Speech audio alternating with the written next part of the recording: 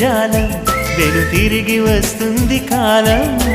రేపుగా మన పాపగా పుడుతుంది సరికొత్తగా